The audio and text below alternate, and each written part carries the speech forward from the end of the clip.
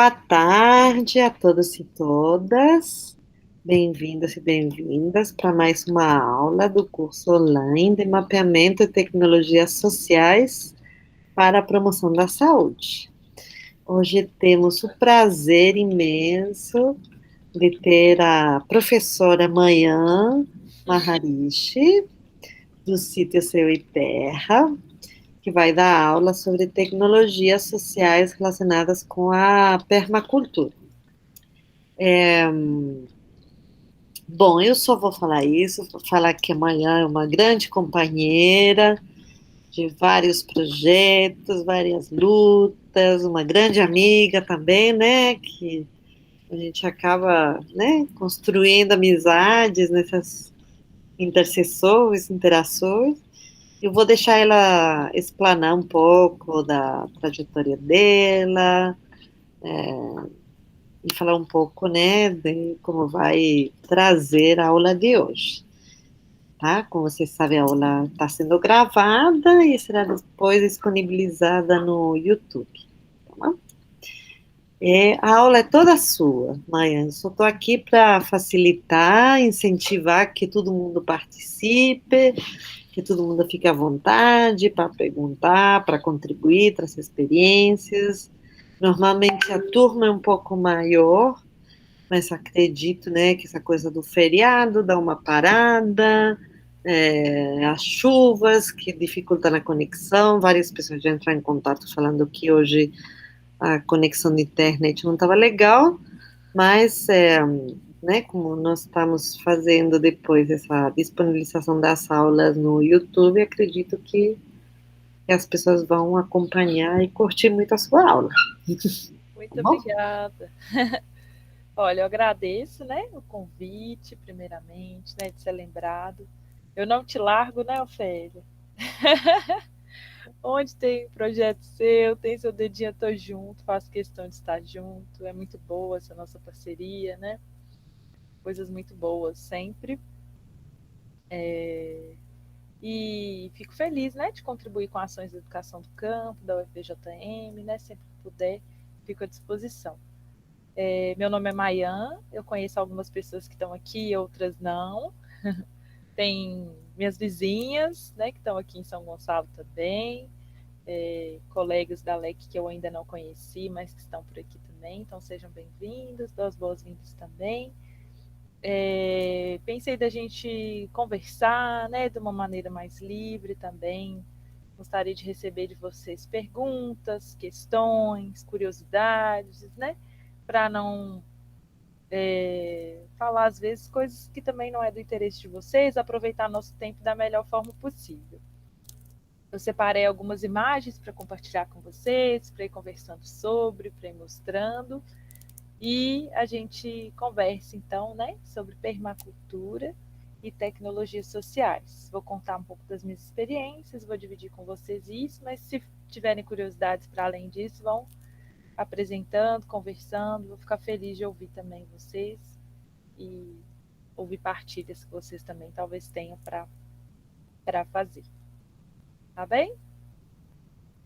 Se em algum momento quiserem abrir a câmera, fiquem à vontade, né? Às vezes a gente fica aqui com câmera fechada, microfone ligado, porque sem saber se vocês estão tendo o retorno. Então, às vezes, se eu perguntar, se vocês estão ouvindo, se está tudo certo, vocês me avisem. Principalmente quando eu estiver partilhando tela, porque a gente perde um pouco essa interação, né? Já estamos na tecnologia ainda. Quando partilha a tela, tem um pouco essa sensação de perder o contato um pouco com vocês. Bom, Tranquila, Maia, a gente vai te dando retorno, tá? obrigada. Eu me formei, né, na LEC, na Educação do Campo, na área de linguagens e códigos, não sei o ano certinho, mas entre 2016 e 2017. E antes disso, eu tinha uma formação em comunicação social, né? E junto da LEC eu fiz uma especialização em artes visuais, também focada em ensino de artes visuais. Sou professora, né? Dei aula muitos anos em escolas, em cursos técnicos, sempre que posso estou contribuindo com algum curso, com alguma vivência ou com alguma escola, mas também tem esse trabalho aqui com o Sítio Céu e Terra, que é um espaço educativo, né, para além de sala de aula, que dialoga, compartilha com espaços educacionais, mas que é também um espaço de receber e é também um espaço educativo, né, de multiplicação da permacultura e de tecnologias sociais. Hoje também eu faço parte, né, do coletivo Mangara, também dou consultorias para algumas instituições, né, e para algumas pessoas também. Acho que é isso. Uma outra formação minha também na UFJM foi o mestrado em estudos rurais. E esse mestrado em estudos rurais, né, meu foco de pesquisa foram as narrativas, né, que é o link aí com as linguagens, mas através de uma pesquisa sobre as casas, as construções aqui em São Gonçalo do Rio das Pedras, né, qual a linguagem, como que isso foi passando de geração em geração. Então foi uma perspectiva de narrativas orais sobre os saberes e fazeres desse tipo de arquitetura, né, uma arquitetura popular, local, que tem o nome de arquitetura vernácula.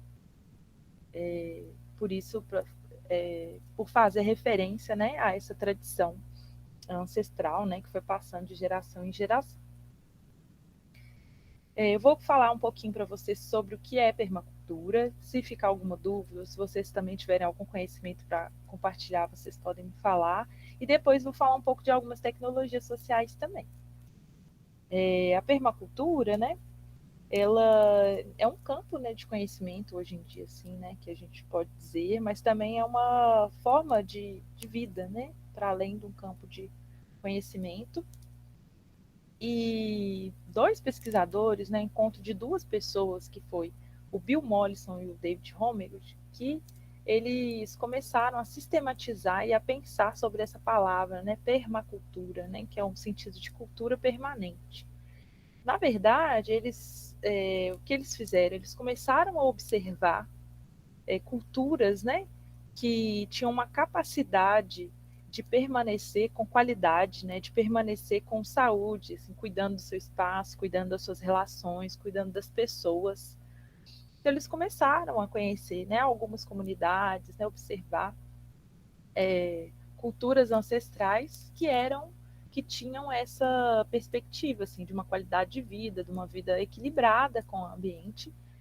E eles começaram a olhar, né, para o tempo deles, para a época que eles estavam, e ver assim, essa destruição desenfreada, né, que a gente ainda vê, ainda enfrenta, né, desigualdade social, preconceito, falta de alimento, destruição, né, da natureza. Então, eles começaram a observar, então, esses sistemas que permaneciam com essa qualidade de uma forma equilibrada e como a gente estava num paradigma da destruição, né?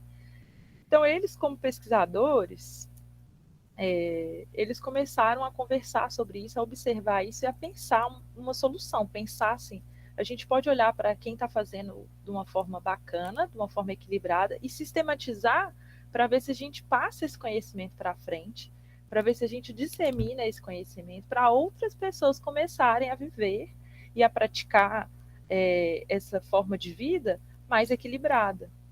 Né? Então, eles olharam para aquilo que já existia e falaram: a gente precisa contar que para as pessoas que não estão vendo, não estão enxergando, não estão pensando sobre isso, que isso existe, mas vamos criar uma forma didática também de que as pessoas possam aprender. Então, eles começaram a sistematizar isso, a pensar isso de uma forma que pudesse passar para outras pessoas também. Então, eles começam a escrever, né, os livros sobre permacultura e a registrar esse conhecimento e também as áreas de conhecimento. Eu vou dividir minha tela agora para mostrar para vocês a flor da permacultura, que é a forma como eles estruturaram um pouco esse pensamento.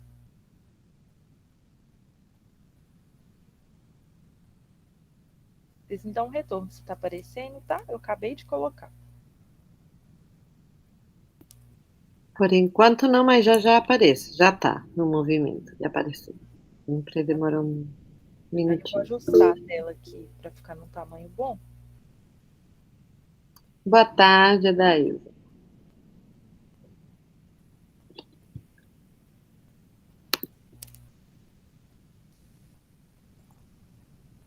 Vocês já conseguem ver? Deixa eu tirar isso aqui da frente também. Tá dando leitura para vocês? Só essa parte central aqui, ó. Sim, tá dando para ver. Tá bonita essa flor. Então, eles começaram, né, assim, de uma forma bem cuidadosa, inclusive, né, que é isso, traz a flor, né, trazendo já esses elementos também, desde o começo, né, do pensamento. Então, eles viram que algumas questões são necessárias, né? Então, tem princípios éticos, tem princípios norteadores da permacultura, né? Então, aqui a gente tem, né, a ética e os princípios do design, do desenho, que eu vou falar mais sobre isso também, vai permear todas essas pétalas aqui.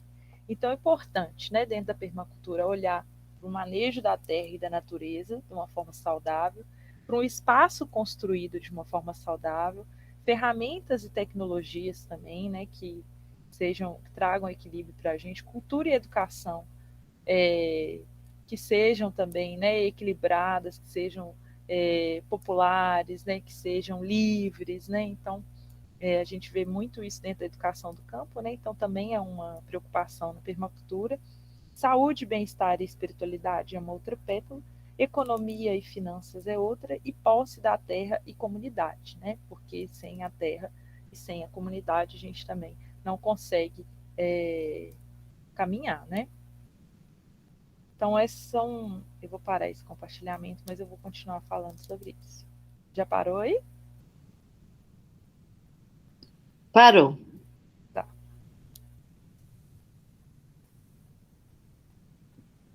Tem 3 princípios éticos da permacultura, né? Que eu falei que eles vão permear toda essa pétala, que é cuidar da terra, cuidar das pessoas e a partilha justa.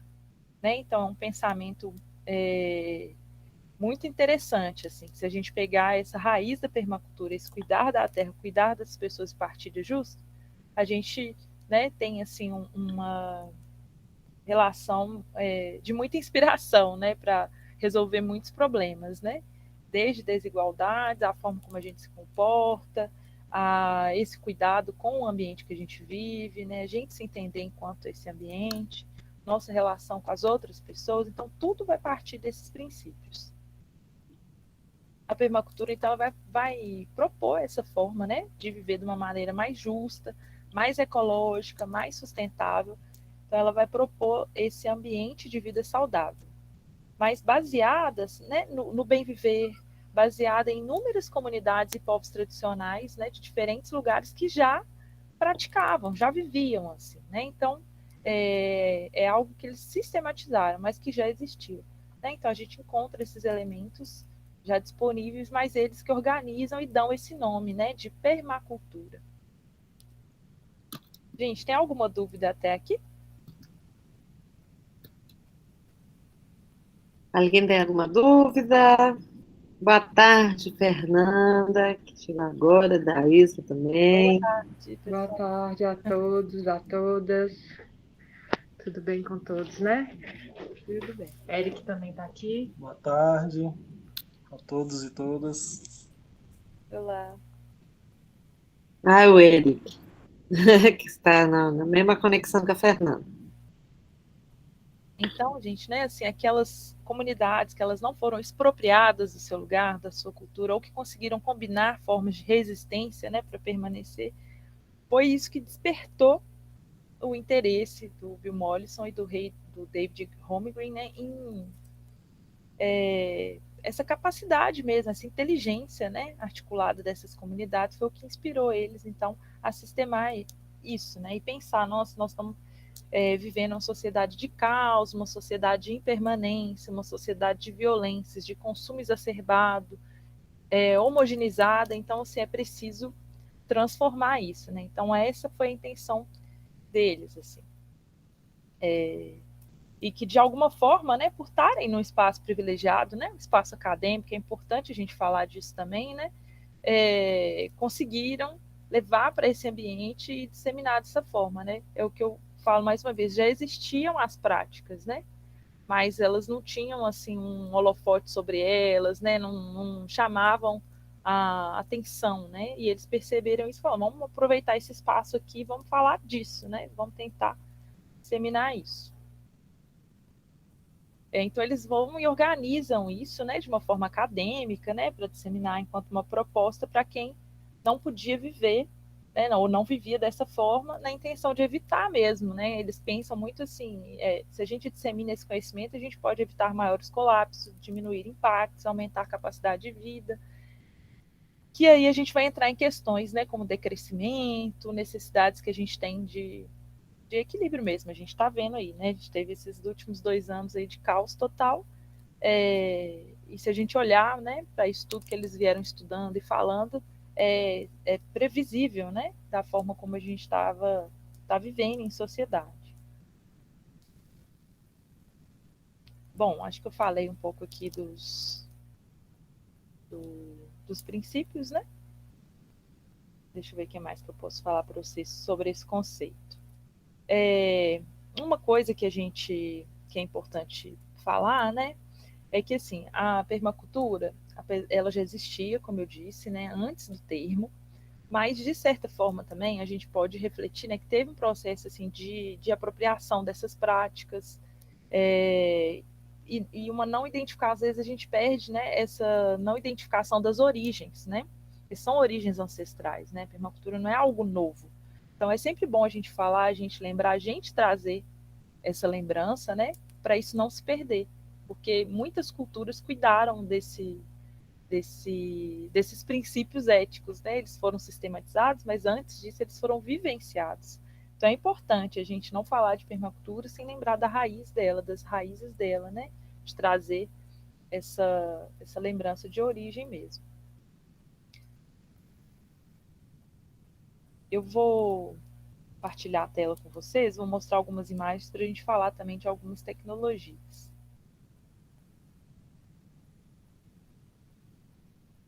Aí vocês me falam se está aparecendo, tá?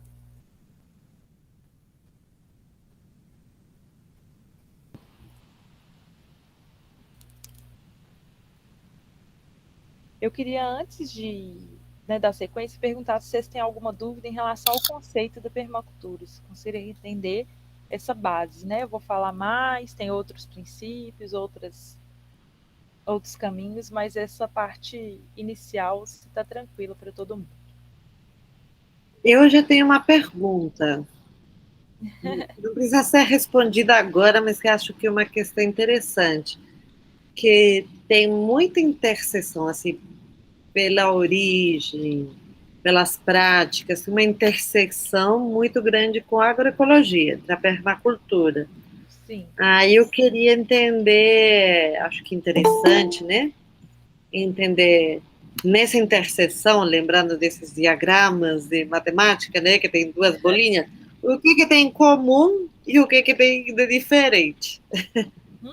Acho que é interessante Tá bem. porque, né, na última aula a gente conheceu algumas práticas e tecnologias sociais do CAV, foi falado de agroecologia, a gente vê que tem, né, tem um campo em comum, mas se tem nomes diferentes, são pessoas diferentes, os atores, e que tem algumas nuances, né, diferentes. Aí, se você puder falar sobre isso, acho que é bacana. Beleza. Boa colocação. Tem mais alguém que já quer trazer alguma questão? Então, eu que. Tem? Fala, Laiane. Oi. Eu tava. Você falou um negócio sobre agricultura e origem. Para a gente certificar e conhecer a fundo a origem da gente em relação à agricultura, qual seria o passo para estar fazendo isso? Beleza. Eu não sei se eu vou conseguir te responder, mas eu vou comentar sobre isso. Tá bem?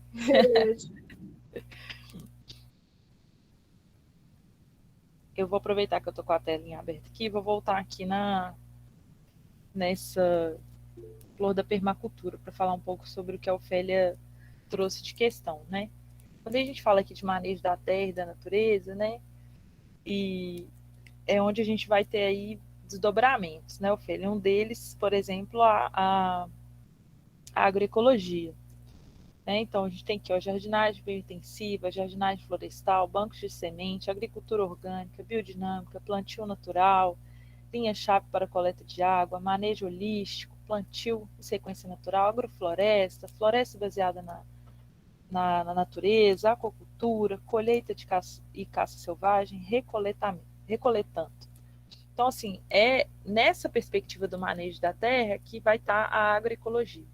Mas o que acontece? A agroecologia, ela é ciência, movimento e prática, né? Essa é uma leitura que a gente tem da agroecologia.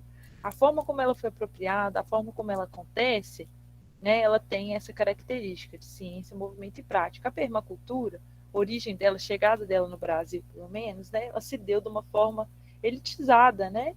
E ela ainda está se popularizando. Então, a apropriação dela é um diferencial, por exemplo, né? A gente precisa difundir mais, a gente precisa que a permacultura chegue na base, né, chegue para a população de uma forma geral, para que ela tenha, inclusive, políticas públicas que amparem, que é o que hoje em dia a gente tem também na agroecologia, né? A gente já tem esse apoio de difusão e de investimentos também, embora ainda é incipiente, né? Mas a gente já tem.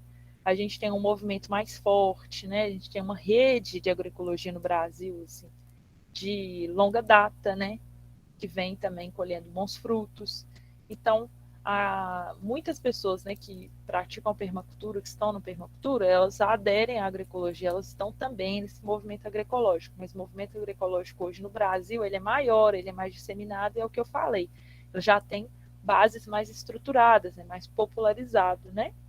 E tem uma identificação maior com as pessoas, porque muitas pessoas cuidam da terra, né? Então, também, como a permacultura tem esse olhar sistêmico também, e chegou, como eu falei, de uma forma, né, mais elitizada, não tem uma permeabilidade tão grande, então também tem essa diferenciação. Tá bom? E aí, se quiser que eu fale mais alguma coisa sobre isso, né, que às vezes a gente responde meio assim, mas posso ir aprofundando à medida que vocês vão perguntando também. Essa pergunta da Laiane, né, das origens da nossa família, da agricultura, eu acho que a primeira coisa é a gente procurar saber das pessoas que estão perto da gente, né? Se tem um avô, uma avó, se tem uma pessoa mais idosa, mais velha na comunidade, senhor ou senhora, procurar saber, né, as práticas, como que essas pessoas faziam, como que era o cultivo, de onde que vem, né, quais as práticas que foram passando, as formas de conservação de uma semente, as formas de ocupação de uma comunidade, né, como as pessoas chegaram ali. E a nossa história, né, como humanidade, né, ela começa a partir das sementes, né, ela começa a partir dessa descoberta da agricultura, né, a nossa permanência nos lugares, né, nossa organização por uma ocupação permanente, ela começa a partir daí, né. Então, acho que a melhor forma de conhecer nossa própria história é a gente investigar, né, através dos nossos ancestrais, da nossa comunidade mesmo. O que eu penso, assim, não sei se eu consigo responder, é uma pergunta difícil, assim, né, a gente pode ficar filosofando mais sobre isso, mas eu acho que é um caminho esse pelos nossos antigos e antigas, né, das comunidades. É porque aqui no caso, eu andei conversando sobre isso numa outra aula, né? Aí eu pesquisei e tal. Aí eu conversei com a minha mãe e tal. Aí ela falou que a origem da gente, genética dos antepassados, a maioria veio de índio. Só que até esse pedaço do índio, daí para frente, a gente já não consegue acompanhar mais. Para trás ou para frente? Antes o que aconteceu depois? Né? Depois, até chega na parte do índio, aí depois do índio para lá a gente não consegue mais ter acesso a essas informações. Isso é muito difícil mesmo, assim, né? Eu acho que inclusive é fruto, né? Deixa eu parar essa apresentação aqui para ficar na tela normal, depois a gente volta. É fruto de muita coisa, né? A gente não conhecer as nossas origens, né? Eu não tenho também consciência de tudo, né? De toda a minha origem. Isso é algo que foi tirado da gente, de certa forma, também, né? Apagado. Então, o nosso exercício é esse de ir colhendo o maior número de informações que a gente tiver, né? Conhecer a história de outras pessoas que podem ter sido parecidas, né? Que podem saber, né? E que tiveram uma trajetória parecida com a nossa. Aí eu acho que você pode continuar, né, nesse processo mesmo de investigação e de coletar essas informações com mais pessoas do lugar também, porque isso se perde um pouco. Toda vez que eu vou conversando e pesquisando sobre a minha família, ou sobre os caminhos, né, que os meus ancestrais fizeram, eu descubro uma informação nova. Assim, todo dia eu vou descobrindo uma coisinha nova e vou fazendo meu quebra-cabeça. É uma forma de ajudar também, né? Eu vou compartilhar a tela de novo aqui com vocês e vou conversar um pouquinho sobre as tecnologias. Alguém mais tem alguma pergunta sobre os conceitos de permacultura ou sobre a história da permacultura especificamente?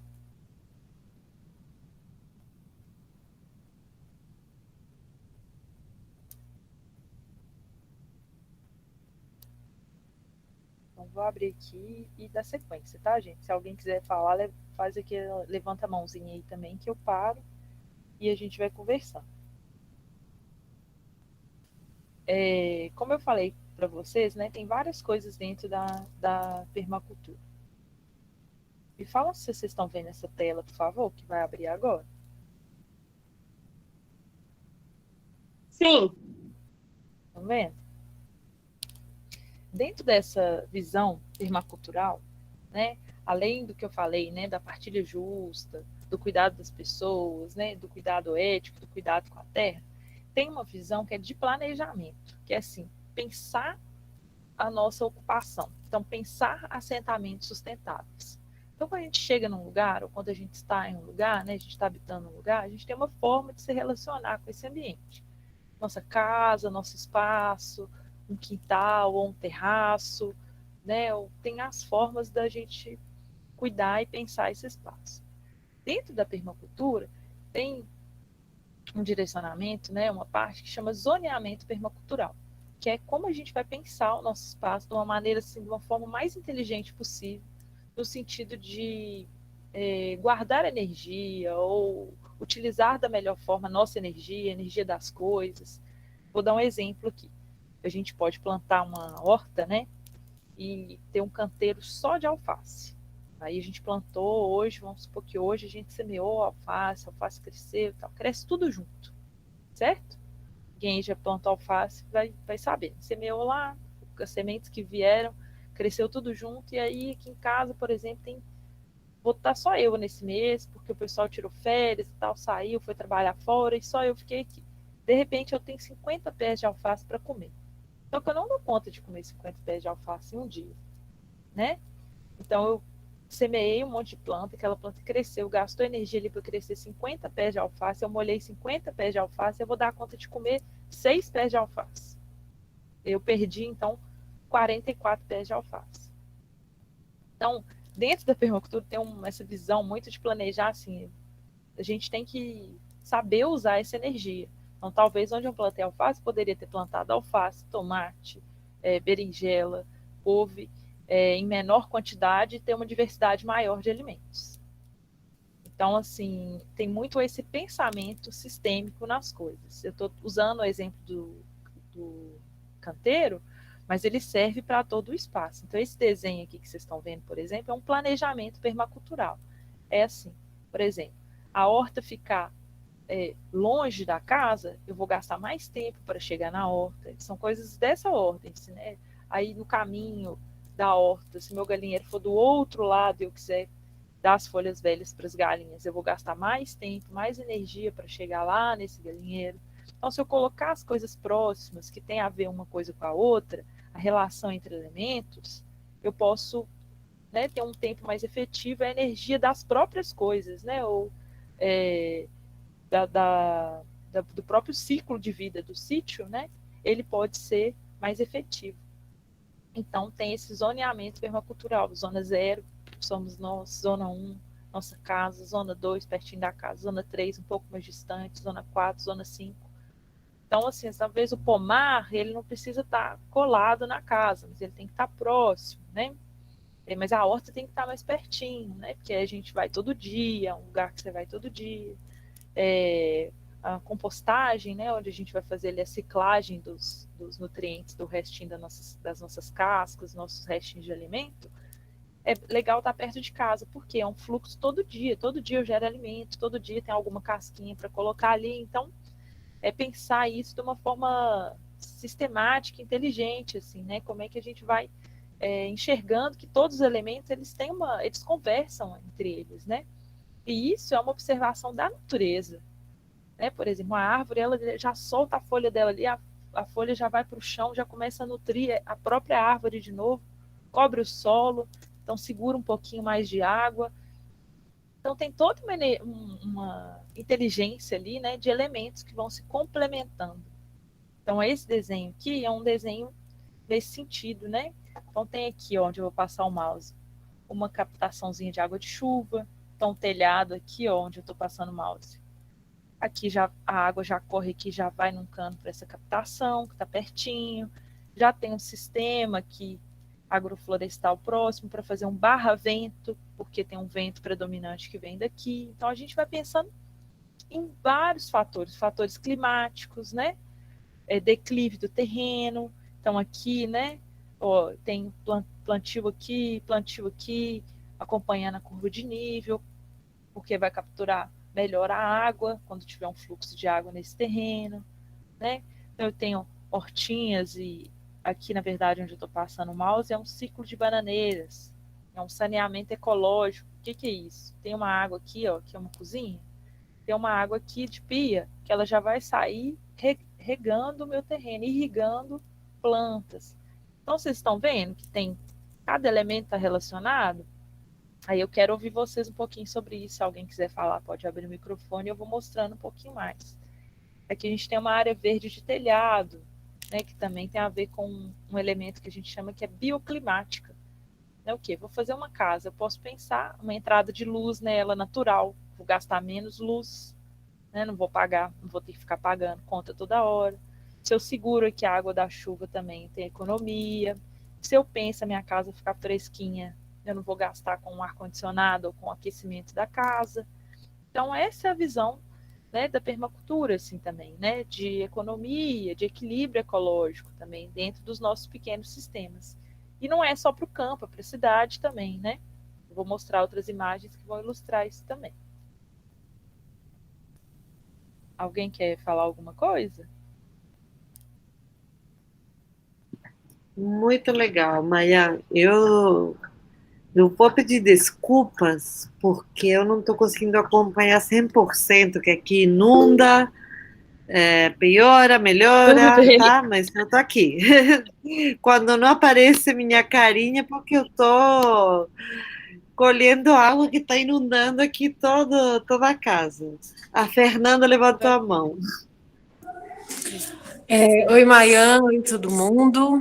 Eu também estou com o mesmo problema de conexão, tá, gente? Então aqui a gente está com a internet mais lenta, então eu estou com a carinha fechada. Mas a minha pergunta ia ser em relação a esse planejamento de forma urbana também. Aí você acabou falando que você ia pontuar isso, né? Então, minha pergunta vai em cima dessa situação de tocar nessa questão em urbano, nem área urbana, assim. Beleza. Uma vez que a gente já vê muito na zona rural, né? E outra coisa que eu queria falar, que você cuidou de um grande amigo meu, o Arumã. Você lembra dele? Sim! Um pequeno. Pequeno, exato. Aí eu queria só, Ai, que sim, legal. de Tainá e Lucas. Só queria te dar essas boas vibrações Que aí. bom, obrigado, que bom ter esse retorno. Então, né, aí tem esse abraço da permacultura, né? Não é um braço, não, um abraço, né? Porque a gente cuida de uma educação equilibrada, de uma saúde equilibrada, né? Que vai partindo da nossa casa, das pessoas à nossa volta. Então é muito bom ter todos esses retornos. Eu vou aproveitar a sua pergunta, então eu já vou passando para essa parte, tá? Das áreas urbanas também, que é legal a gente ver esses dois lados, né? Esse aqui é um planejamento, né, de um sítio, uma área rural, tem uma outra condição realmente. Eu vou falar rapidamente só as tecnologias que estão nesse desenho, só pontuar para vocês verem um pouco e depois eu vou falar delas no meio urbano também. Então aqui a gente tem, né, nesse desenho que eu mostrei para vocês, sanitário compostável, fogão foguete, que é um fogão com baixo consumo de lenha e de um consumo energético eficiente. Um sanitário compostável, um sanitário que não utiliza água, também vou mostrar fotos para vocês, né? Porque a água é um recurso, é um primor, né? É um recurso que tem lugares, tem países que não Maia, usufruem, não tem esse Maia, recurso, né? Oi, tô te ouvindo, pode falar. eu não sei se é só eu, se os meus colegas estão escutando, tá muito baixinho, eu tô no último volume do celular e não tô escutando. Tá, vê se melhora, Lana, se eu colocar assim pertinho. Vou aumentar o meu som também. Melhorou para vocês? Aumentou um pouquinho. Aumentou? Vou tentar falar mais Aumentou. alto também, que eu não falo muito alto, não, mas eu vou aumentar o tom de voz, tá bom, Lana? Obrigada. Eu que agradeço.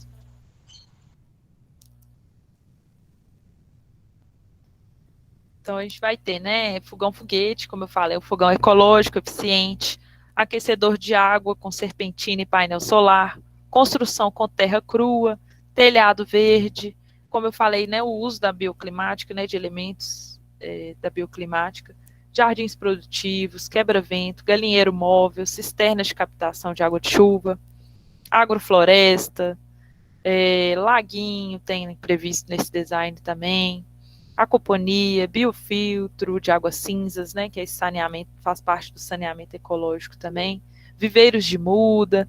Então, assim, são várias tecnologias reunidas, né, para esse assentamento mais sustentável. Eu vou voltar aqui para as imagens e vou colocar, então, uma foto para a gente começar a conversar sobre a permacultura também no meio urbano, né?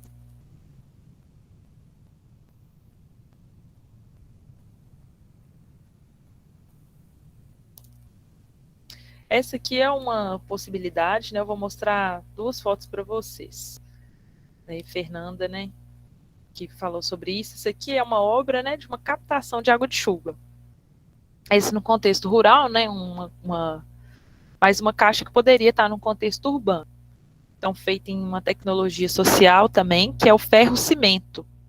Então, tem uma estrutura, né, de tela, e depois essa tecnologia de tela pop com telinha de galinheiro, de pinteiro, né, e ela tem uma camadinha bem fina de cimento, então é um gasto mais baixo, né, do que eu comprar caixas d'água e tudo, e você capta uma quantidade, um volume muito bom de água de chuva que pode ser utilizada ao longo do ano, isso tanto em meio urbano quanto em meio rural, né? Como eu falei, água bem precioso, né, um recurso bem precioso, então a gente achar tanto em meio urbano quanto rural as formas de segurar esse recurso, né, de ter ele por mais tempo, é algo importante, né? Aqui eu vou mostrar uma captação de água-chuva feita, né, num terracinho na cidade, isso aqui é em Belo Horizonte, um local que a gente teve uma atividade, inclusive de permacultura urbana.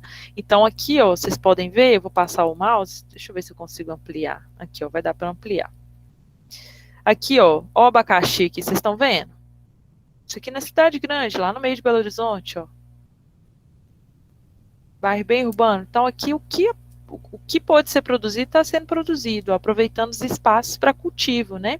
Então, cultivo de cebolinha, um abacaxi aqui pronto para ser colhido, muitas folhas verdes e a captação de água de chuva. Então, aqui, dentro desse contexto, né? Então, é possível, assim, de várias formas, tem várias tecnologias que elas são, né? A possibilidade delas é de ser inseridas em diferentes contextos, né? E é importante, a gente precisa, inclusive, né, dessas tecnologias. Deixa eu ver se tem mais. Essa aqui também foi na cidade, essa imagem, né? Num espaço, no cantinho de uma escola, em Belo Horizonte também, durante o Encontro Nacional de Agroecologia, o ENA, a gente foi num espaço lá educativo e tinha um cantinho, e aí a gente começou com tijolos, restos de tijolos que tinham lá, a gente montou esse canteirinho aqui que a gente chama de espiral de ervas. O que tem também uma visão na permacultura muito interessante, que é como que eu aproveito melhor cada espaço, porque é isso, a cidade, né, as áreas urbanas, elas não dispõem de espaço. A gente não tem, né, assim, minha casa, estou no terreno de 400 metros quadrados, de 1.000 metros quadrados, os espaços são muito pequenos. Então, dentro da permacultura também tem isso. Vamos aproveitar o máximo que a gente pode os pequenos espaços. Então, o espiral de ervas é uma tecnologia para essa situação, que eu consigo colocar uma quantidade enorme de ervas e plantas medicinais, por exemplo, num pequeno espaço. Vou fazendo andares, né, em formato de espiral, porque essas formas, elas permitem, né, que a gente acumule mais tipos de plantas e a gente produz bastante variedade, biodiversidade, num pequeno espaço. Né? E isso a gente tem várias formas de fazer canteiros e de produzir alimento com pouco espaço. Isso também é um princípio da permacultura também, porque são diferentes contextos mesmo que ela pode ser aplicada, né?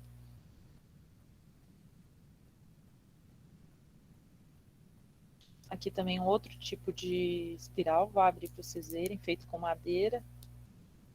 E também poderia ser feito com outros materiais, né? Com pedra.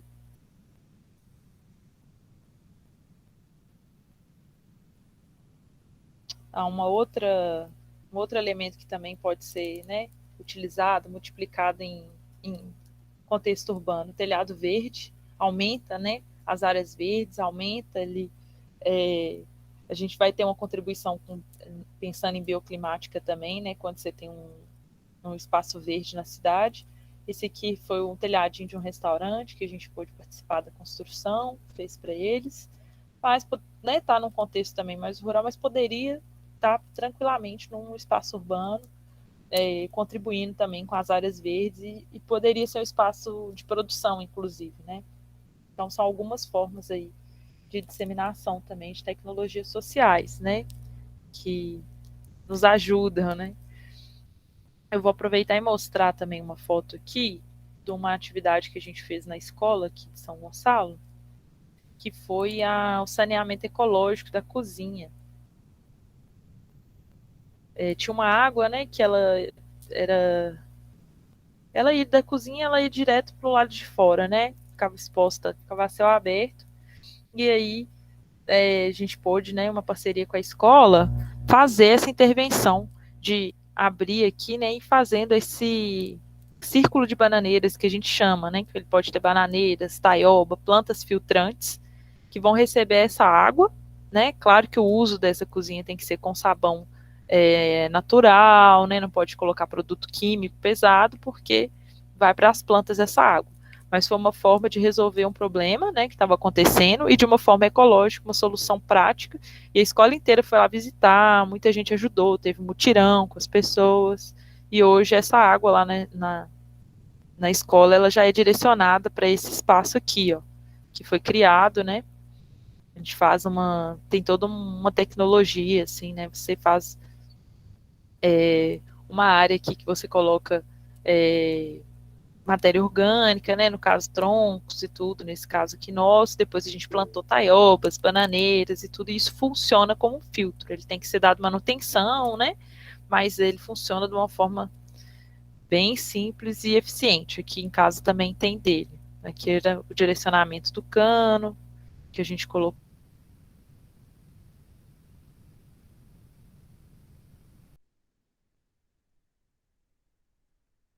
possível direcionar essa água. Tem alguém, eu acho que levantou a mãozinha aí, que eu não estou olhando para a tela? Pode falar se foi. Foi eu, Fernanda. É que na hora que você foi explicar sobre esse último figura que você mostrou, minha internet, não sei se ela caiu, eu não escutei. Isso seria a fossa de bananeira ou não? Não, esse é o filtro de bananeira, né? É uma solução de saneamento ecológico para águas cinzas, que a gente chama de águas cinzas, vão ser essas águas de pia, água de chuveiro, né? Aí lembrando que quando a gente faz essa transição, a gente começa a aderir a essas tecnologias, a gente tem que cuidar também do que a gente está colocando na água, né? Então, a gente não pode vir com produtos químicos pesados, né? Não pode ficar jogando, assim, direto um produto químico na água. Então, tem que usar sabão que a gente faz aí de reuso de óleo, né? Sabonetes naturais e tudo, para poder ir cuidando dessa água também, que vai para as plantas. Então, esse aqui seria o círculo de bananeiras, né? Uma zona de filtro de águas cinzas, tá bom? Tem outras formas de fazer também, outros tipos de filtro, outras formas de cuidar das águas cinzas. Esse é um exemplo que a gente pôde fazer aqui na escola de São Gonçalo, Fernanda, em Cerro, Minas Gerais, né? E aqui também no sítio Céu e Terra a gente tem um também. Entendi. A fossa de bananeira, ela pode ser considerada também um processo de permacultura? Ela é uma tecnologia social, né? Sim. E dentro da visão permacultural, a gente utiliza das tecnologias sociais, né? Que elas são soluções eficientes, né?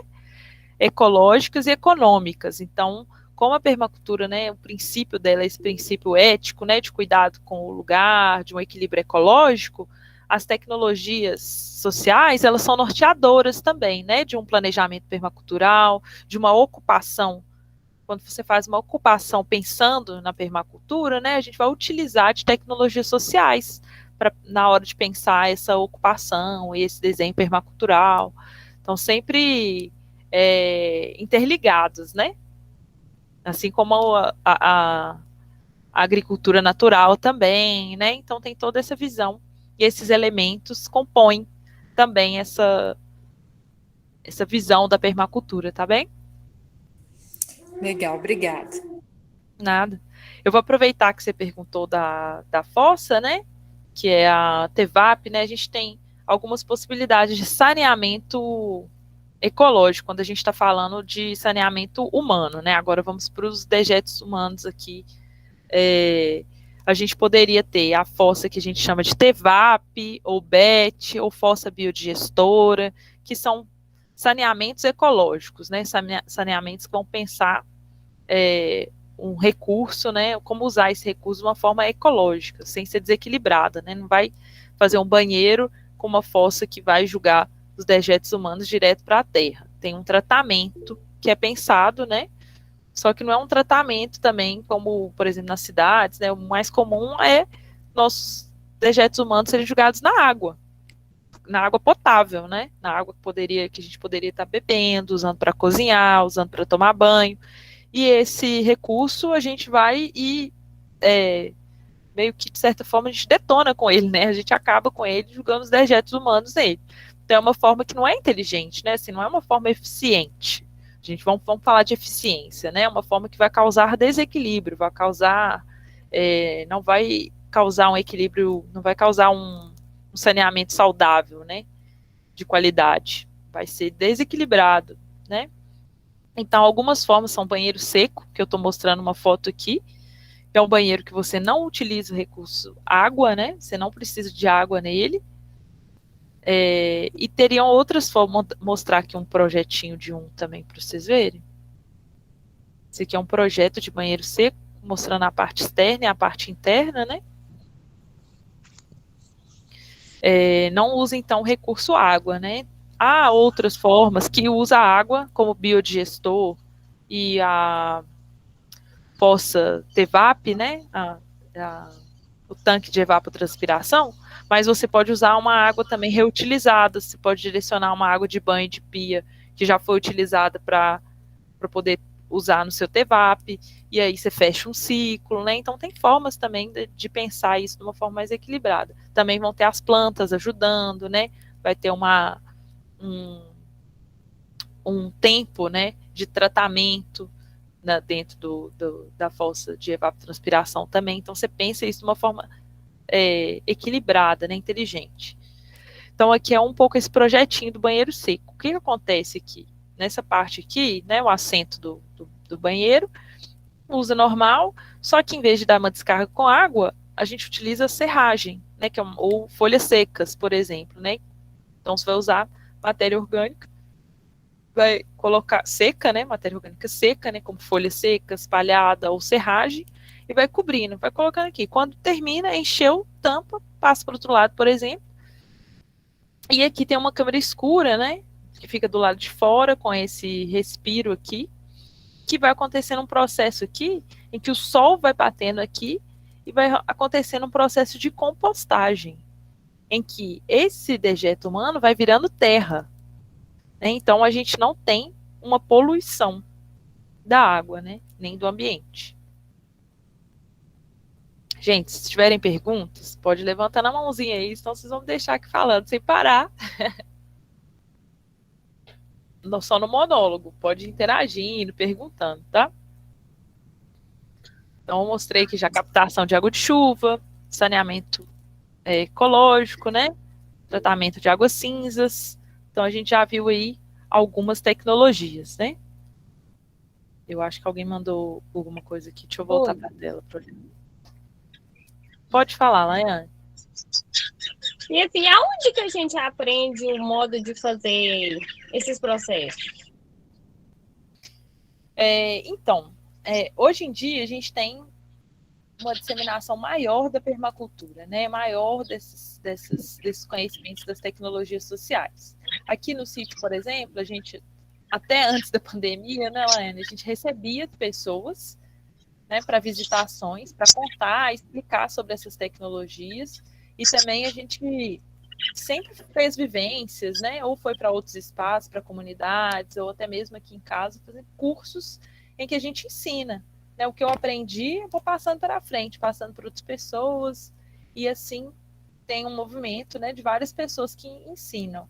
Hoje em dia também, com a pandemia, algumas pessoas estão disponibilizando esses conteúdos também na internet, então mostrando como é que faz, né,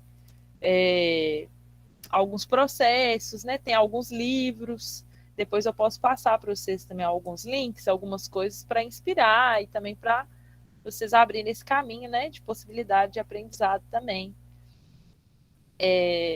E conhecer mais, né, e aplicar essas tecnologias sociais.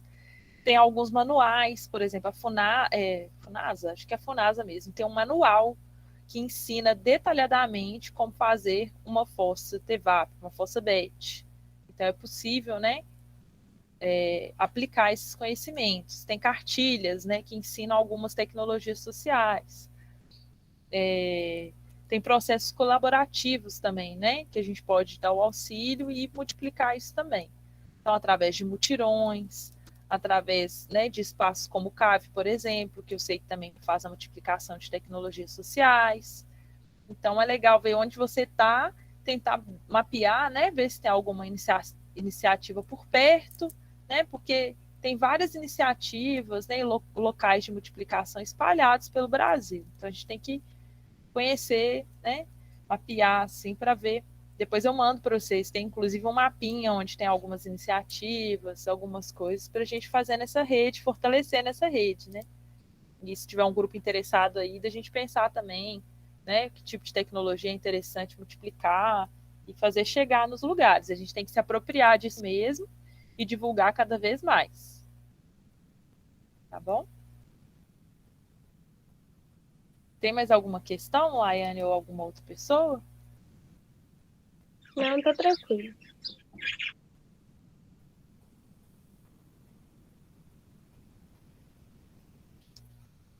Bom, você está em qual região, Laiane? Aproveitando. Eu, senador Modestino Gonçalves, próximo a Senador. Diamantino. Sei. Vocês estão vendo minha tela ainda? Está compartilhada? Sim. Aqui, por exemplo, ó, foi um momento de receber turmas aqui, né? Aproveitei para matar saudade. Quando a casa ficava cheia, o pessoal vinha aqui, a gente também apresentava essas tecnologias, né? Mas, Laiane, por exemplo, Senador Modestino, eu sei que tem construções com terra, não tem? Casas de adobe, casas antigas. Tem sim, mas tem. Tem, não tem? Então, esse também é um tipo de tecnologia que a gente vai falar, né? Falar Também pique, é né? o pau a pique, o adobe. Morei muito tempo Cada... nessas casas. Pois é. Então, esse também é um conhecimento, também é uma tecnologia social, que foi disseminada por muito tempo aqui na região, né? Uhum. Então, também é uma forma interessante, né? Conversar com as pessoas que conhecem e que dominam, né, esse tipo de conhecimento e aprender com elas também. Isso também é uma tecnologia social. Vou apresentar um pouco sobre a bioconstrução, que também é uma área, né, conhecida dentro desse universo da permacultura. E tem várias técnicas de bioconstrução que também né, são materiais naturais, não poluentes, né? A gente diminui, né, o nosso impacto quando a gente escolhe esse tipo de material. E ao contrário do que muita gente pensa, né, é um tipo de construção que vai só evoluindo, né? Ele vai criando mais e mais formas de melhorar, né? De ser uma construção melhor, né? As pessoas construíram por séculos e séculos esse tipo de casa, né? Usar esse tipo de recurso e isso vai se atualizando também. Então é legal a gente conhecer, a gente aprender com as pessoas que sabem, porque é um universo assim de sabedoria incrível. Aqui em São Gonçalo muitas pessoas sabem assim vários tipos de amarração, várias formas de fazer um adobe, vários tipos de construção, e às vezes isso se perde. A fazer eu também já ajudei. Quando era criança, eu já ajudei a fazer. Então conhece, né? Você conhece um pouco, também é uma forma. Então aqui tem acabando, com o passar do tempo, a gente vai voltar em ver, assim, que as pessoas falam que isso é o passado, né? Mas acredito que isso que vai virar o futuro da gente, né? É o futuro, né? Se a gente pensar em permanência, né? Que é o que a gente está falando aqui, em futuro permanente, em uma possibilidade real da gente se manter de uma forma equilibrada, uma forma mais sustentável, né? Uma forma que tem uma condição de vida, né? No nosso planeta, na nossa comunidade, na nossa casa. É uma forma, né? O passado é o futuro, de certa forma, né? Se a gente pensar nessa perspectiva, né? Essa peça de madeira aqui, ó, tá vendo que eu tô passando o mouse aqui no cantinho? Ah, vi. Veio aí de Senador Modestino. Tem um pedacinho dessa cidade aqui. Ó, que bom, hein?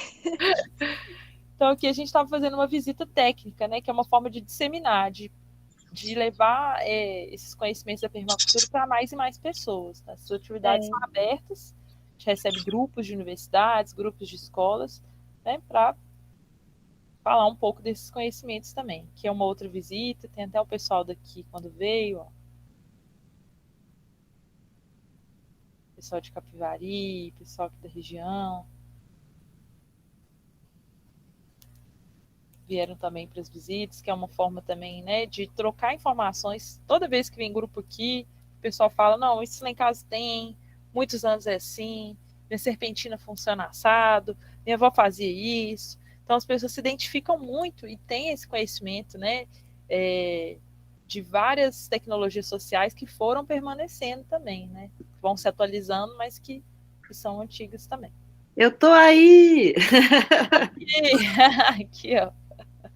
Que saudade, né? Não, assim, essa turma, assim, quando der, a gente vai dar um jeito para conhecer essas experiências no CAV, no Sítio Céu e Terra, nem que seja de forma muito organizada, a gente dá um jeito, né, Manhã? Mesmo. É muito importante, né, ver, sentir, cheirar, olhar para o espaço, faz muita diferença. E quebrar tabus, né? Porque é algo que a gente se distanciou um pouco, né? Então eu vejo que muitos colegas, muitas pessoas que conheci se distanciaram disso, e quando vem experiências novas, quando vem que isso não parou, né? Isso caminhou, né? A tradição ela vai se reinventando também, se inspiram. E aí tem uma visão diferente. Às vezes estava com uma visão, né? Preconceituosa ou com uma ideia de atraso, né? Porque isso vai sendo martelado na nossa cabeça através de mídia, né? Através do que é pop, o que é a onda do momento, a moda. Só que a gente consegue ressignificar isso, né? Quando as pessoas veem que tem muitas possibilidades legais e de uma forma que é boa para a gente, né? Que é boa para o ambiente que a gente vive e para nós mesmos. Fernanda levantou a mãozinha.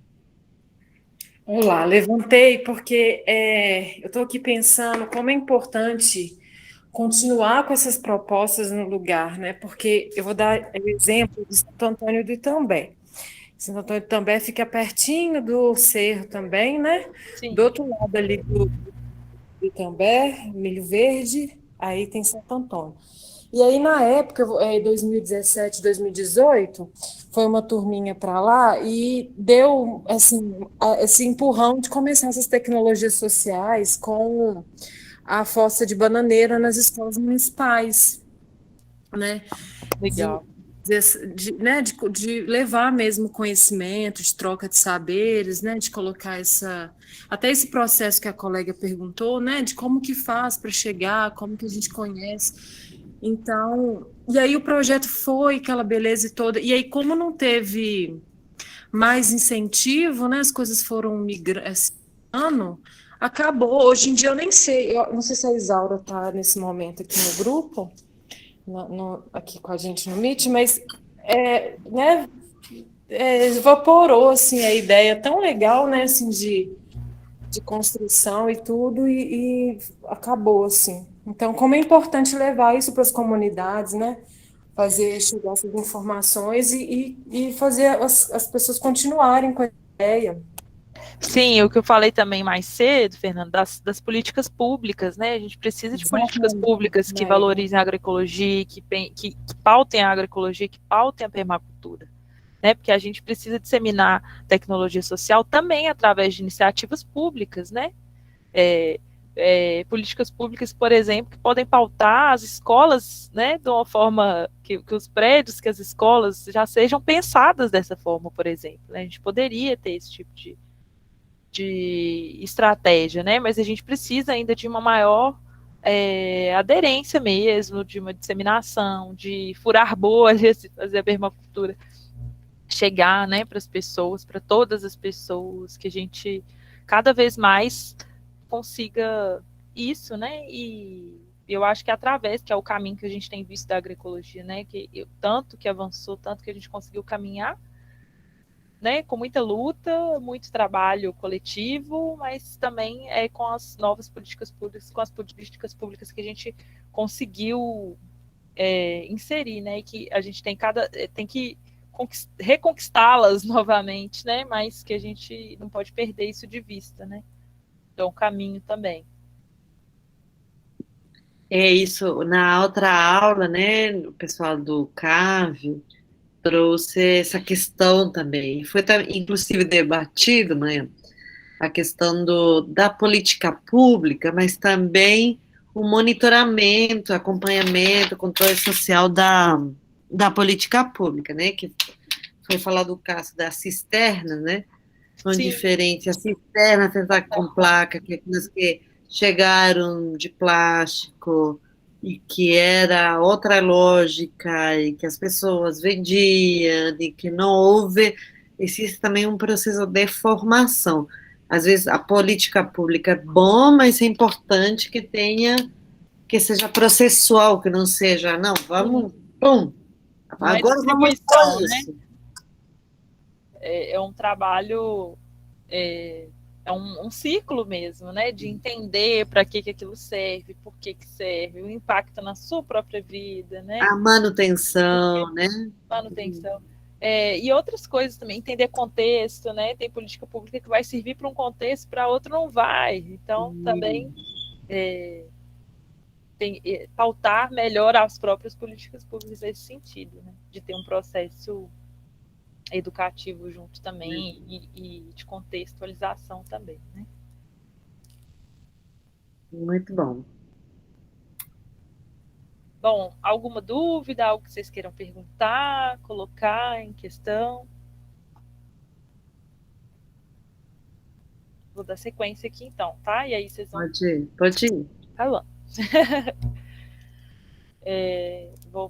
Peguei umas imagens agora, abri aqui uma aba, né, um caminho para a gente falar um pouco sobre bioconstrução, que eu acho que é algo também, né, que tem uma pesquisa sobre isso mais aprofundada também, e vejo, como a Laiane falou, né, algo potente de passado e de futuro, né?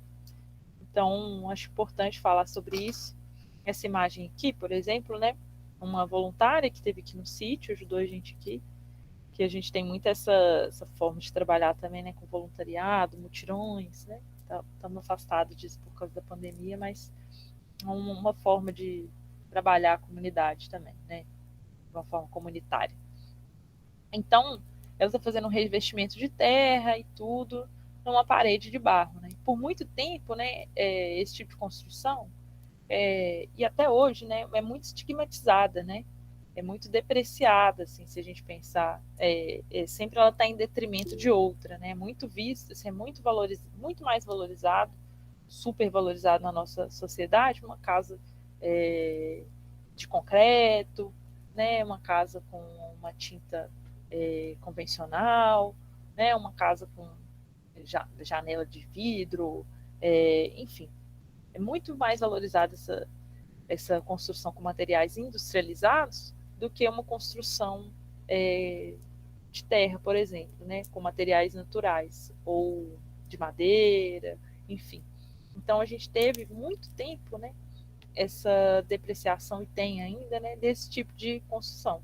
Então é preciso também a gente desmistificar muita coisa, né, conversar um pouco sobre esse preconceito mesmo, né, que foi criado em relação a esse tipo de construção. Quando a gente fala disso, né, eu falo disso quando eu escrevo sobre essa reflexão sobre as construções, é assim, que quem faz construção com a terra, né? Então, assim, quando foi vindo toda essa discriminação mesmo, né, com as casas de terra, é assim, quem faz casa de terra? O que faz quem faz casa de terra? Quem são essas pessoas? Sempre foram colocadas como pessoas marginalizadas. Sempre foi, né, foi um processo assim de tirar a autonomia, né? Então, assim, eu vou falar a mídia, né, o contexto político, a forma, né, como a nossa sociedade foi se estruturando, foi sempre diminando, marginalizando, né, aquele que tem autonomia, né?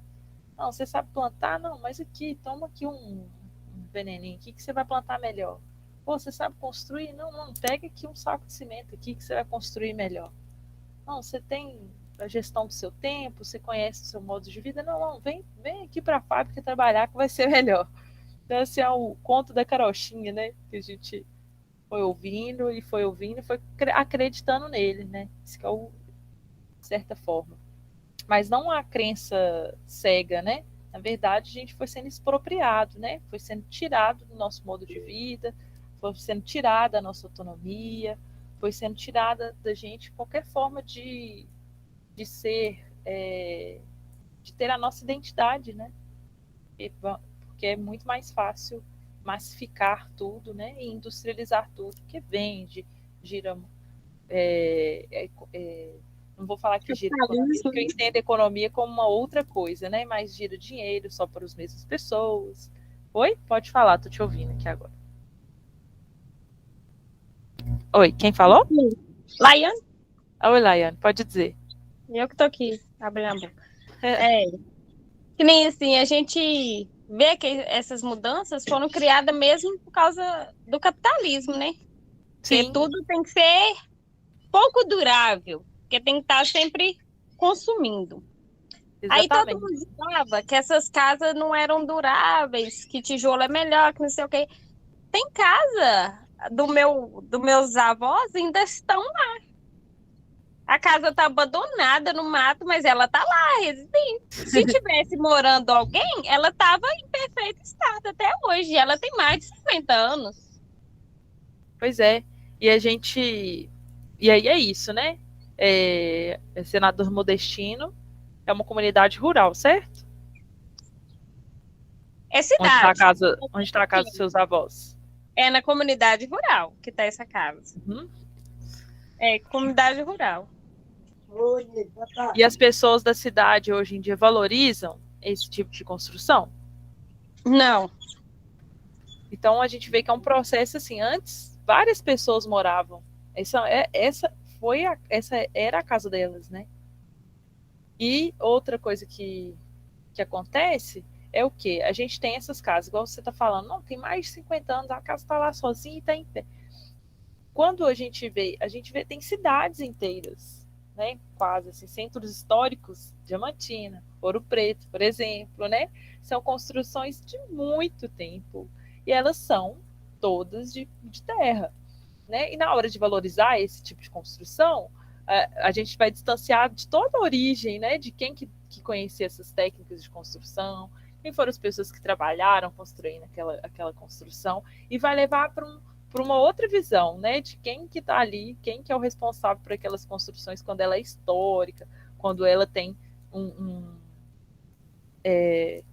uma outra forma, uma história, uma outra forma de ser contada, né, que vai distanciar da sua origem, mas a gente tem as próprias casas contam a história da durabilidade, né? A gente tem construções, o Adobe é uma das técnicas mais difundidas no mundo inteiro, e a gente tem construções seculares, milenares de materiais naturais que estão de pé. Então, se a gente for falar de durabilidade de material, o cimento é um material muito mais novo, muito menos conhecido do que a terra, né?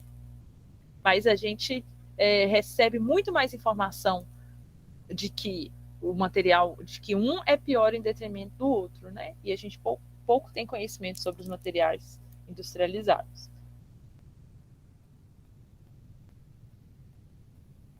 E vou colocar outras imagens aqui para vocês. Né, que eu achei que eu estava compartilhando a tela, mas não estava, né? Estava só eu falando aqui com vocês. Aqui é uma técnica, né, de fazer um revestimento natural de terra, por exemplo, né, que por muito tempo também a gente tem que pensar que toda casa tem manutenção, né? A casa de terra, a casa de alvenaria industrializada vai ter manutenção. Então é importante, né, a gente conhecer técnicas de revestimento, zelar por essa casa, assim como seria outra. Então tem algumas técnicas, né, e são antigas, né, são conhecimentos muito antigos. Aqui tem o uso da baba do cacto para fazer revestimento. Aqui em casa a gente fazendo um reboco com a ajuda dos amigos, revestimento de terra. Ela permite, né, uma fruição, permite criatividade, permite que a gente faça murais artísticos, né? Então é uma construção que ela não é previsível, né? Ela permite a gente, ela pode ser previsível também, mas ela permite a gente essa fruição também. Aqui são testes de terra, então não é pela terra ser um material natural que a gente não deve se aprofundar, conhecer, né, testar. Então tem os testes de terra, tem um conhecimento que é muito antigo e é muito sistematizado, né? É um conhecimento muito profundo que os antigos foram passando de geração em geração. Você tem um conhecimento para cada detalhe, tem um conhecimento, uma profundidade, uma história, né? Muito rica em detalhes, né? Aqui, essa foto é para mostrar também a evolução de algumas técnicas, né? Não a evolução, não sei se é a melhor palavra, mas como que também as tecnologias elas vão se transformando e vão surgindo novas tecnologias com os materiais naturais, com os materiais de terra, né? Com outros tipos. E aí, aqui é uma técnica que chama Bricker Adobe, que foi criada pelo Fernando Pacheco, um engenheiro brasileiro, que é uma técnica que une, né, vários conhecimentos, e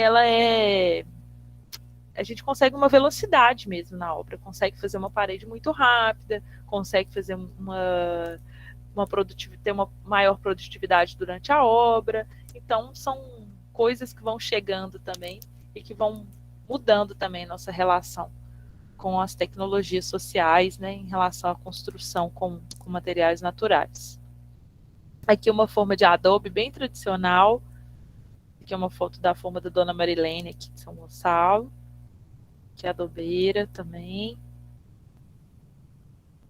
Aqui muros de pedras, que são bem comuns na região, também um conhecimento bem interessante.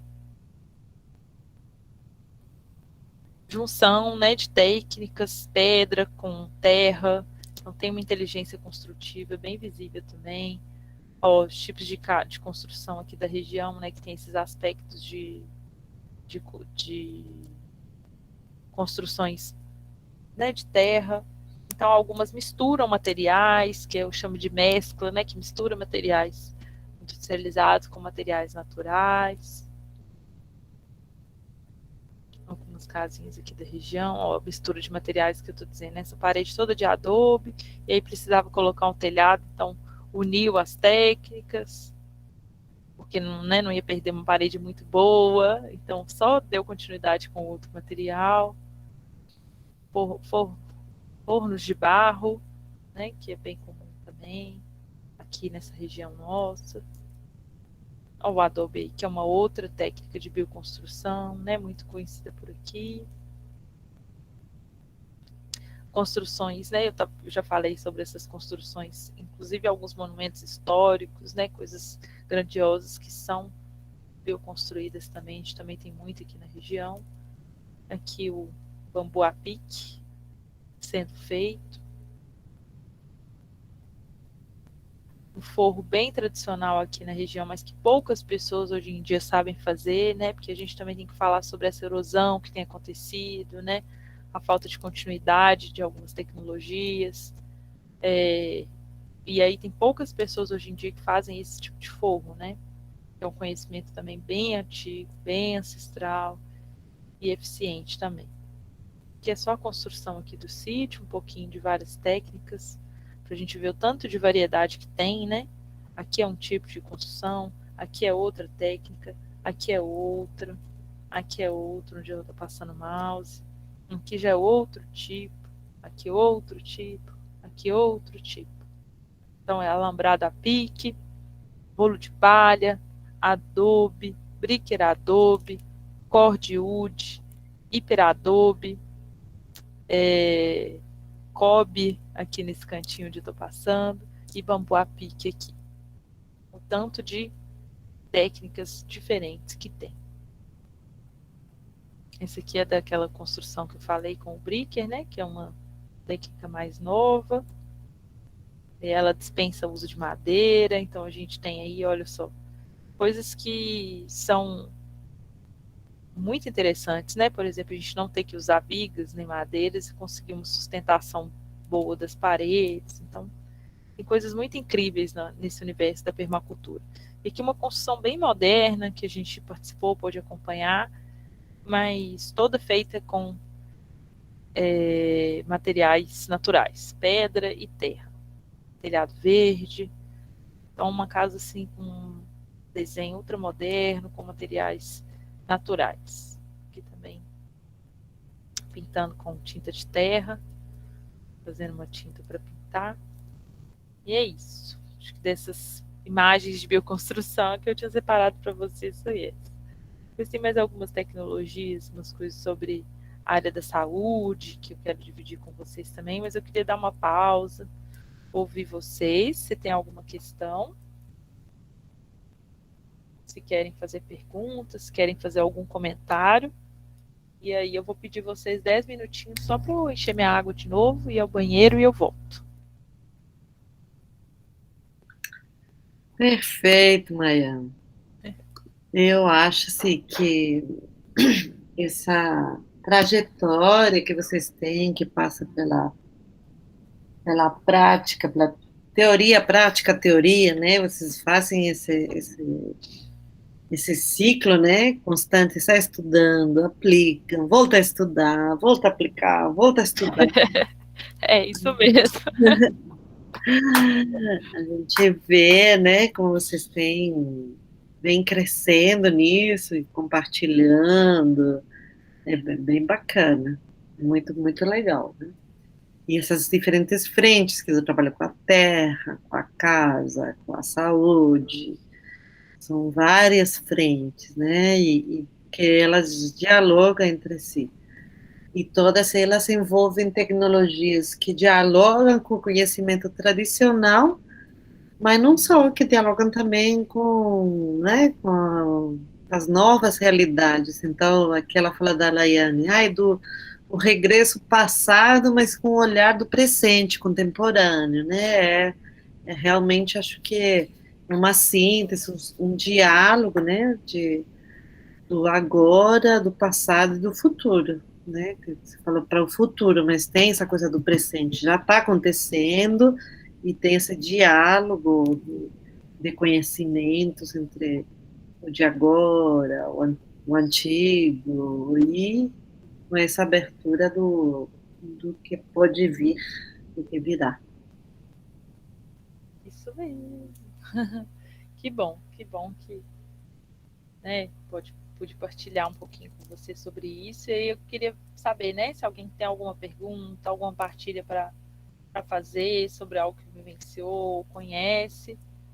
E aí, se tiver alguém, a gente já abre para ouvir, né? Se não tiver, eu não sei se vocês têm o costume de pausar 10 minutos para... Não, porque a gente acabou, a gente está fazendo aulas 1h30, 2 horas e pouco no máximo, porque as pessoas acabam tendo, né, outras ocupações e muito tempo na frente da tela, e então, como acaba sendo uma coisa mais sintetizada, não chegamos a fazer essa pausa. No momento que quem precisa sai, vai no banheiro, volta, é bem... Então, vocês me esperam 2 minutinhos daqui a pouco. Claro. Pode falar, Eric. Pode abrir o microfone. Oi, gente. Deixa eu ver se dá para abrir a câmera aqui. Então, eu acho que... Eu não sei se você já falou, que eu fiquei sem internet um tempinho, mas é uma coisa interessante até para esclarecer para as pessoas que a gente vê que as bioconstruções, por muito tempo, ficaram muito estigmatizadas por questão do barbeiro de Chagas, né?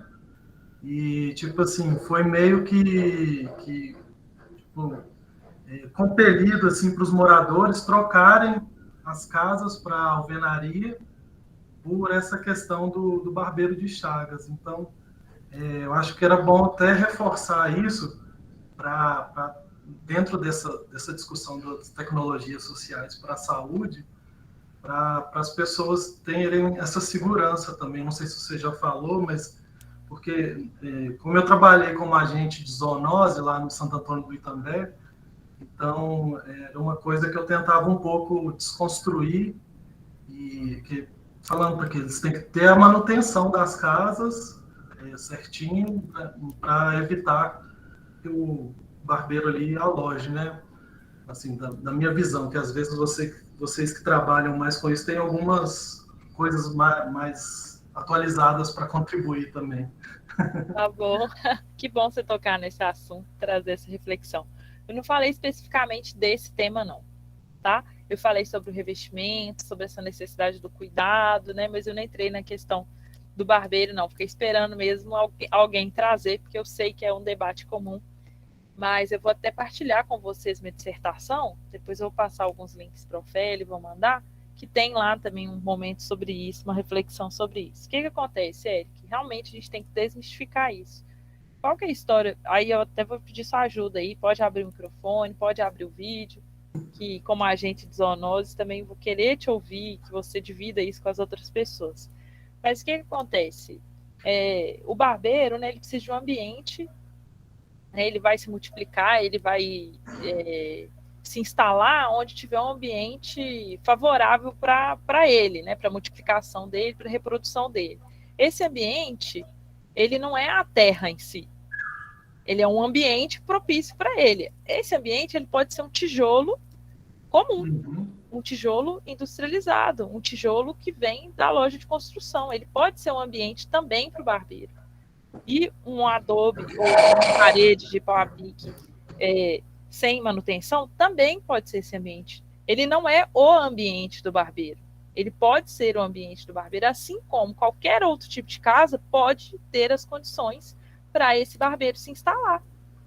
Uma casa, né, com cimento, tijolo que veio lá da casa de construção, sem manutenção, com buracos, com umidade, com um ambiente propício para esse barbeiro, ele vai se multiplicar ali também. Então, há casos, né, quando eu fui pesquisando, vi casos em São Paulo, na cidade grande, de barbeiro de Chagas. Não é uma condição do meio rural ou uma condição da casa de terra a multiplicação do barbeiro. Ela pode ser devido a algumas características, falta de manutenção, erosões na parede, né? Umidade, tem então aquela condição que ela pode acontecer em qualquer lugar. É isso que a gente tem que entender. Qualquer lugar, né, que dê esse ambiente propício para aquele barbeiro, ele vai se multiplicar. Não é a terra. O problema não é a terra. Né? Mas essa foi a história que a gente ouviu e viu se repetindo, e que a mídia reforçou, e que a literatura reforçou, e que quando a gente vai ver a raiz disso, que aí é onde eu gosto de chegar, né, é assim, quem morava na casa de terra? Né? Quem é essa pessoa? Quem é esse cidadão, essa cidadã que a mídia, né, as questões, as articulações políticas e o capitalismo quer desapropriar, quer trazer como mão de obra, quer tirar a autonomia? Quem é? É a mesma pessoa. aquela pessoa que dominava a construção, que sabia plantar o seu alimento, né? O homem e a mulher do campo, são as comunidades tradicionais, são os povos tradicionais que conhecem da sua realidade, que dominam o seu ambiente. Então, né, é um planejamento assim.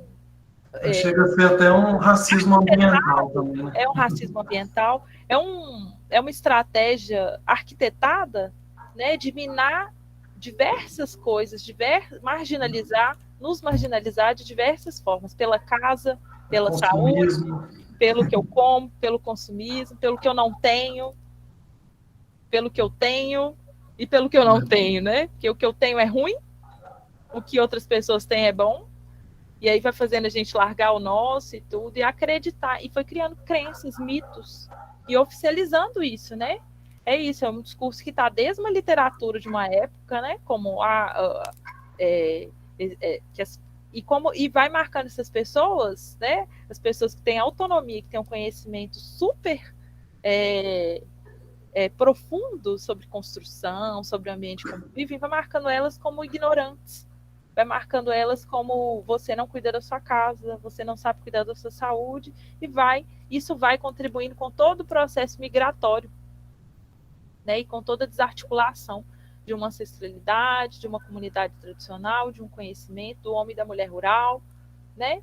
Então, ações, né, racistas e de um cunho assim de manutenção, né, da máquina capitalista, né? Isso. Então, que vai desde a minha casa ao que eu penso e vai minando tudo, né? Então, a gente precisa passar por esse processo de desconstrução. Muito discriminatório, assim, que eu vejo. Muito. E eu me incluo nessas pessoas porque a gente aprende desde criança, lá no ensino fundamental, que o barbeiro, ele gosta de casa de pau a pique e para se alojar, os livros didáticos já vem isso, então tem toda uma questão científica, a ciência, o discurso da ciência para justificar isso, e o discurso da ciência trabalhando a favor do capitalismo para justificar essa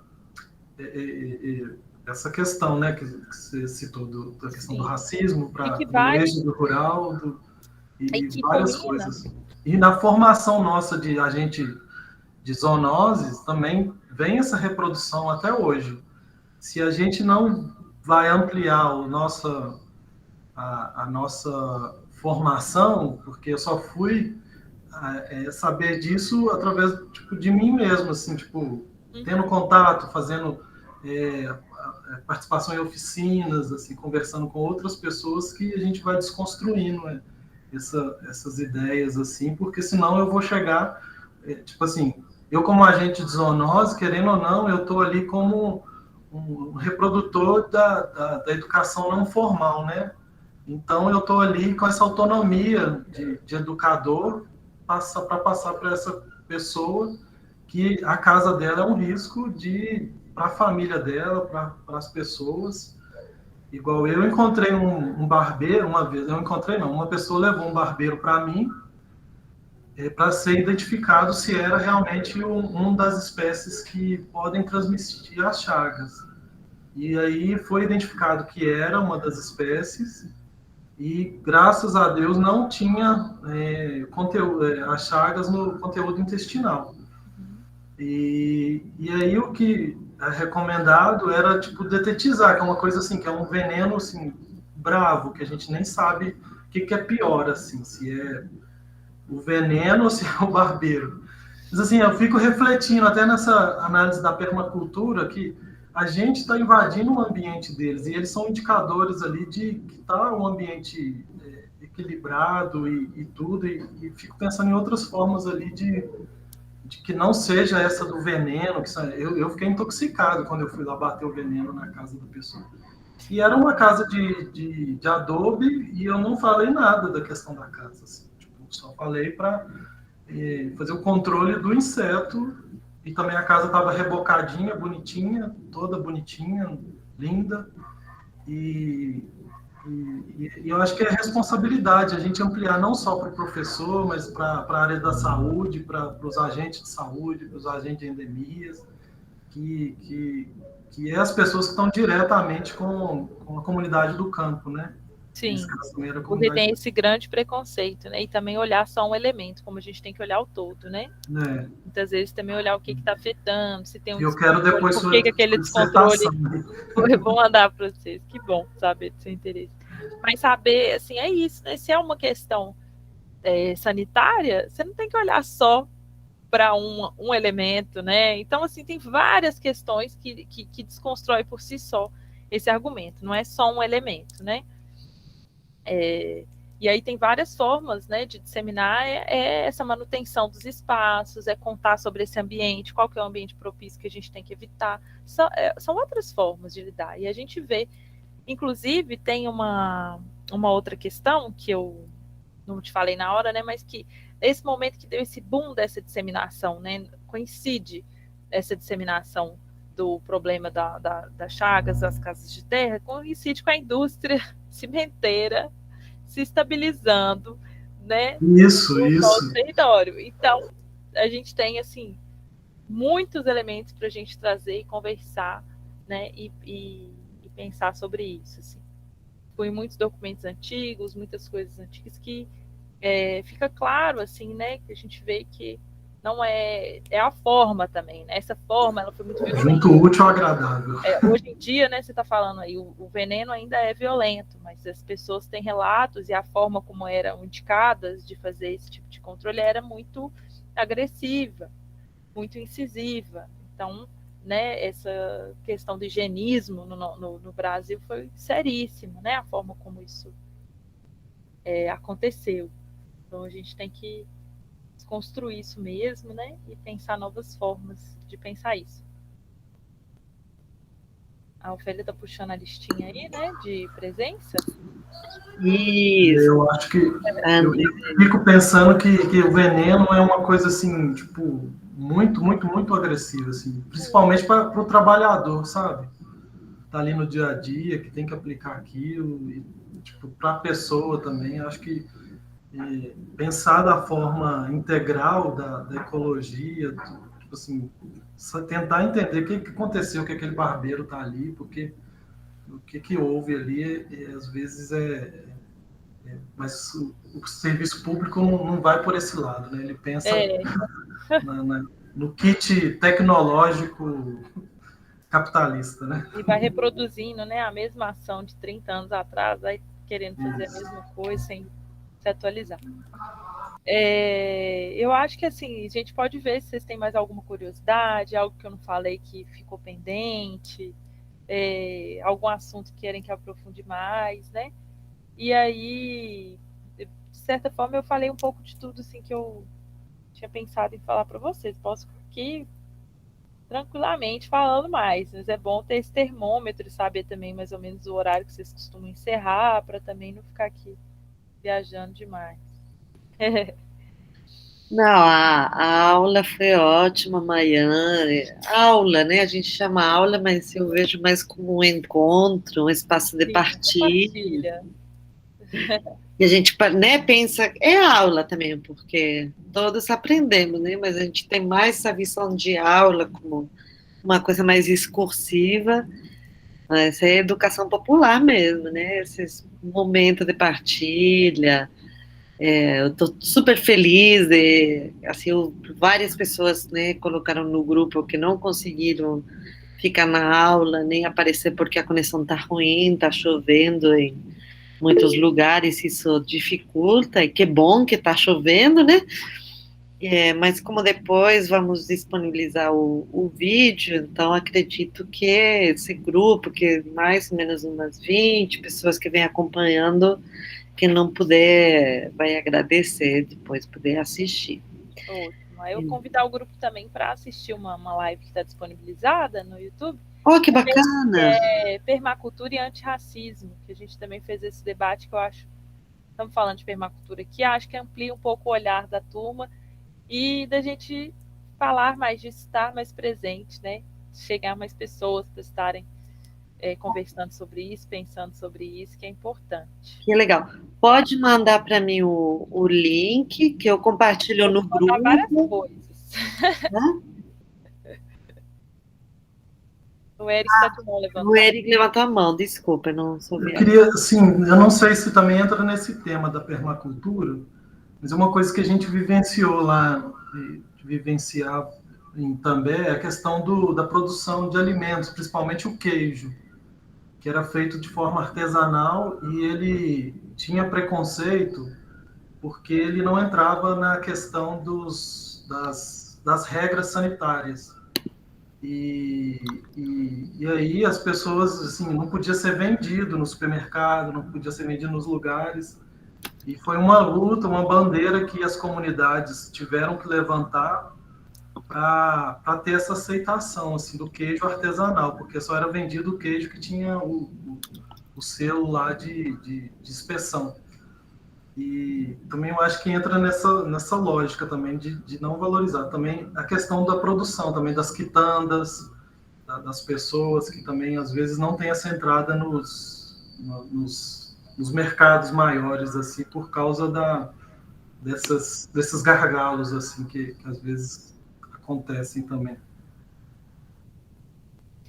São os campos de disputa, né, Eric, também, né, todos esses, né, tudo que é isso, tudo que incita a autonomia, né, tudo que é do nosso conhecimento tradicional e popular, ele está no campo de disputa hoje em dia muito grande, né, se a gente olhar, eu já vi muito sobre isso, sobre as novas legislações do fazer do queijo, de outras coisas, e assim, é quase que impossível, né, um pequeno produtor se adequar a tudo. E quando a gente vai ver o principal prêmio, o principal ganhador do melhor queijo é o queijo feito de forma artesanal. Né? Que é premiado. Que ganha. Complicado. Então é uma contradição, é um campo de disputa, e eu acho que a gente tem que fortalecer, né, esse tipo de produção e os produtores, porque tem a ver com todo esse nosso processo, com a educação, com a saúde, com as nossas formas de economia, né? Eu não entrei nesses pontos da permacultura, da economia colaborativa, mas também é uma questão da saúde holística. Então, tudo isso, né? Quem está interessado em industrializar a produção do queijo, né? Ou tornar tudo em pequena indústria, né? Quem tem interesse nisso, né? Quem tem interesse que o produtor compre tudo de inox e azuleje todo o seu espaço e que mude toda a sua forma de fazer o queijo? Então, essas perguntas que a gente tem que se fazer, né? E também a gente se fortalecer para dar condições de que continue existindo, que seja valorizado e vendido, por exemplo, esse tipo de queijo ou outras formas de fazer as nossas casas de terra, né? Com tudo que elas precisem, necessitem, com apoio e reconhecimento, né? Fica aí essa reflexão para a gente, de uma forma geral, né? Eu vou agradecer, então, a presença de todos vocês e dos que vierem assistir. Eu agradeço muito. Qualquer coisa, dúvida, ou quem quiser continuar conversando sobre isso, pode me procurar, fico à disposição. Muito obrigada, amanhã. Acho que esse espaço que a gente está tendo, esse curso online, é só o começo. Né? Ou uma continuação, no seu caso, uma continuação de uma longa história. Acredito que esse grupo que está aqui, né, toda terça-feira, vem, que não vem, avisa, assista vídeo. Eu tenho, assim, vai melhorar a interação também, que agora estamos no tempo universidade, aí é muita coisa, assim, na frente da tela, não dá para provocar tanto, mas tá gerando coisas muito interessantes junto com o projeto de extensão e junto com, né, esse projeto de extensão, com a pesquisa, com as aulas de tecnologias sociais. Então eu aproveito também esse espaço de formação e vou compartilhando esses vídeos para as aulas de tecnologias sociais do curso, que a proposta é fazer essa interação ensino, pesquisa e extensão. Então está sendo muito rico, um material maravilhoso, e essa interação que só vislumbra assim, caminhos assim, mais corajosos, mais comprometidas nessa interação sociedade e universidade, que acho que temos muito ainda para aprender, né? Muito mais do que ensinar. Nesse campo, as tecnologias sociais, os conhecimentos seccionais, fica ainda mais forte, né? Essa questão. Então, muito obrigada, amanhã. Muito obrigada a todos vocês. O Jamerson, que é o bolsista, e a Jéssica, que é voluntária, hoje não conseguiram, né, por questões de saúde, de conexão, mas é a equipe, o Pablo também está na equipe, a Nayara, enfim. São presenças que, mesmo que não são visíveis, estão aí. Então, muito agradecida a todos. Obrigada, gente. E assim, com essa chuva, essas bacias de contenção de água, essas tecnologias sociais para a água vão ficar bem felizes, né? Sim. Nossa, a gente está aqui vibrando que a caixa vai encher de novo. As caixas vão encher. Tá cuidando para os plantinhos pegarem uma quantidade de água, cuidando aqui. E é isso, né? A gente vai dividindo e vai aprendendo mais também. A gente aprende juntos. Né? Muito obrigada. Um grande abraço. Tchau, boa tarde. Tchau para as meninas. Maiane, depois você divide. Muito obrigada. Tchau. Eu quero uma escola no campo que não tenha cercas, que não tenha muros.